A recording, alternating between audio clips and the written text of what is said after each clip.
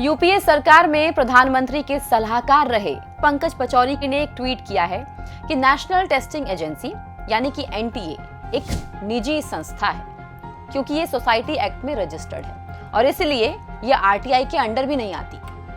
नमस्कार, मैं हूं गरिमा और आप देख रहे हैं नो द नेशन। क्या है पंकज पचौरी के दावों की सच्चाई, जानेंगे हम आज के इस वीडियो में। और सबसे पहले आप जिस भी प्लेटफॉर्म पे ये वीडियो देख रहे हैं, हमारे चैनल को सब्सक्राइब करें और इस वीडियो को ज्यादा से ज्यादा शेयर करें। सबसे पहले ये जान लेते हैं कि एनटीए क्या है। एनटीए वो बॉडी है जो देश में अलग अलग प्रोफेशनल कोर्सेज के लिए एग्जाम कंडक्ट कराती है, जैसे जी, नीट, यूजीसी नेट, सीमैट। जाहिर तौर पर ये एग्जाम्स सरकारी कॉलेजेस में एडमिशन के लिए होते हैं, तो एनटीए को भी गवर्नमेंट के कंट्रोल में होना चाहिए। लेकिन कुछ लोग ये कह रहे हैं कि एनटीए प्राइवेट एजेंसी है, लेकिन ये दावा पूरी तरह से गलत है। ये सच है कि एनटीए सोसाइटीज रजिस्ट्रेशन एक्ट के तहत रजिस्टर हुई है, लेकिन इसका मतलब ये नहीं है कि ये कोई प्राइवेट बॉडी है। एनटीए एक सरकारी संस्था है जो एजुकेशन मिनिस्ट्री के अंडर आती है और इसका गठन हायर एजुकेशन डिपार्टमेंट ने किया था, वो भी यूपीए सरकार के दौरान 2013 में बनी एक कमेटी की सिफारिशों के आधार पर। क्या एनटीए अकेली ऐसी सरकारी संस्था है जो सोसाइटी एक्ट के तहत रजिस्टर हुई है?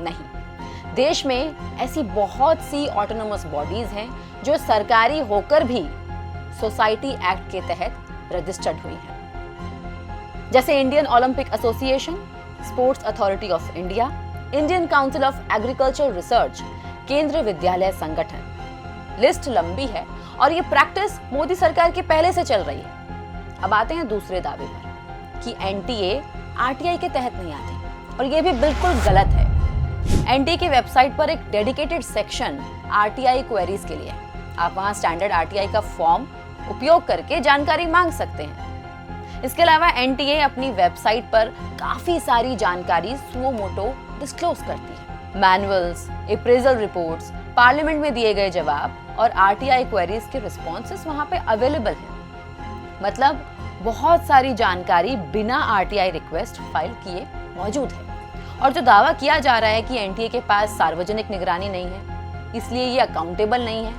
ये भी पूरी तरह से गलत है। एनटीए एक गवर्नमेंट बॉडी है और ये मिनिस्ट्री और पार्लियामेंट के जरिए सार्वजनिक निगरानी में आती है, यानी इस पर तमाम ऑडिट्स भी लागू हैं। अब ऐसा तो नहीं हो सकता कि पंकज पचौरी जो पीएमओ में रह चुके हैं और इतने वरिष्ठ पत्रकार हैं, ये सारी बातें नहीं जानते होंगे। तो फिर ये फेक न्यूज फैलाने का क्या मकसद है? आखिर एनटीए की विश्वसनीयता पर सवाल खड़े कर पंकज पचौरी किसके फायदे का साथ कर रहे हैं? आपकी इस बारे में क्या राय है?